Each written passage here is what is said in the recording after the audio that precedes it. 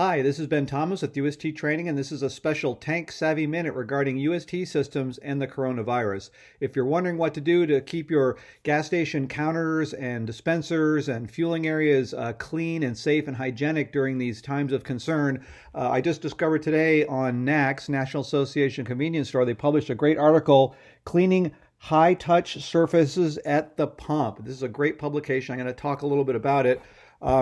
The company CAF has published a great little handout I encourage you to download, Outdoor Surface Cleaning and Disinfectant Guidelines. It talks about the cleaning and disinfecting stages, and it also talks about where in particular to make sure your areas are clean at the dispenser area.